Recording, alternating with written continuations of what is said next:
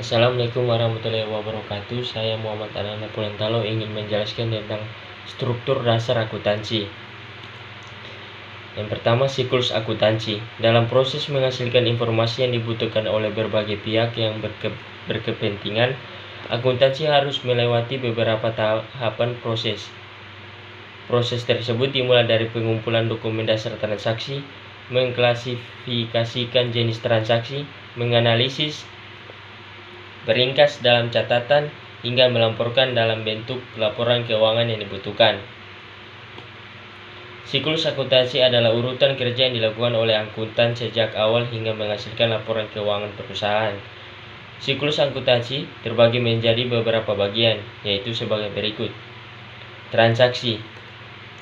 Transaksi adalah peristiwa bisnis yang dapat diukur dengan menggunakan satuan moneter dan menyebabkan perubahan di salah satu unsur posisi keuangan di perusahaan. Yang kedua, dokumen dasar.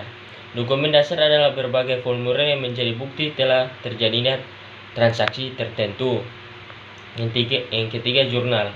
Jurnal adalah buku yang digunakan untuk mencatat transaksi perusahaan secara kronologis, sedangkan menjurnal adalah aktivitas meringkas dan mencatat transaksi perusahaan di buku jurnal yang menggunakan urutan tertentu berdasarkan dokumen dasar yang dimiliki. Yang keempat, akun.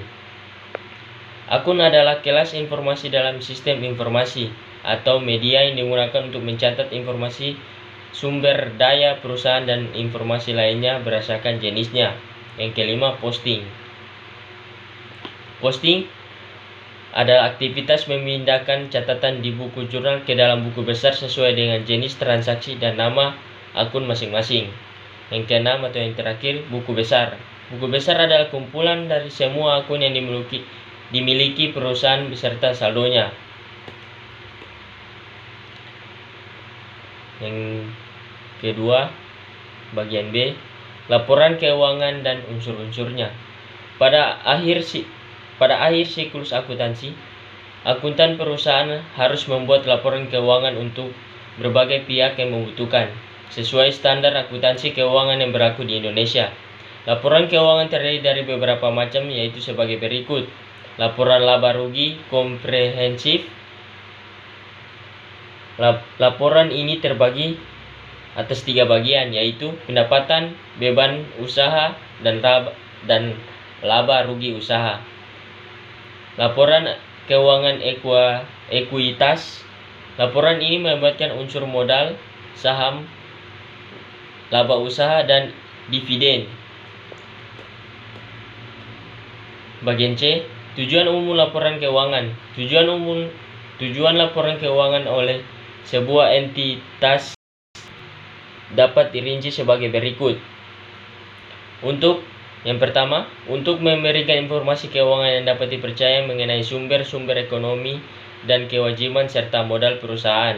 Yang kedua, memberikan informasi yang dapat dipercaya mengenai perusahaan, sumber-sumber ekonomi perusahaan yang timbul dalam aktivitas usaha demi memperoleh laba.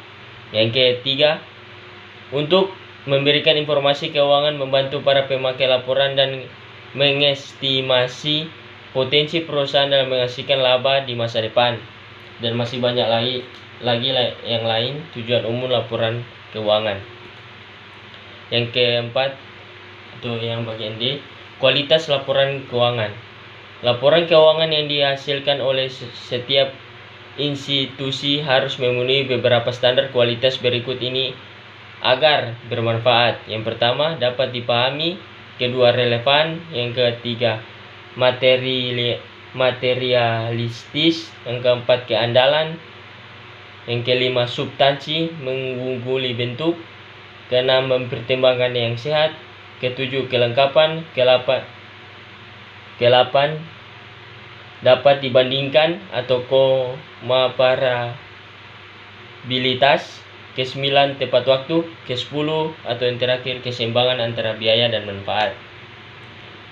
Bagian E, asumsi dasar.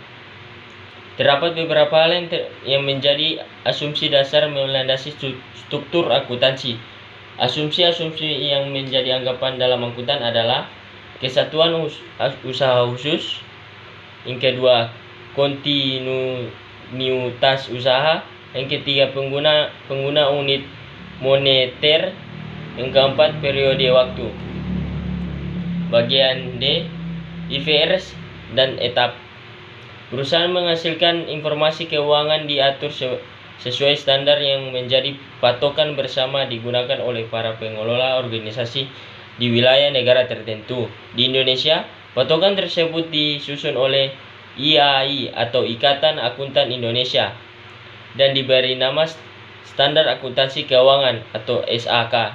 Sejak tahun 2012, SAK dipilih menjadi dua jenis standar, yaitu SAK IFRS, yang kedua SAK ETAP atau entitas tanpa akuntabilitas publik.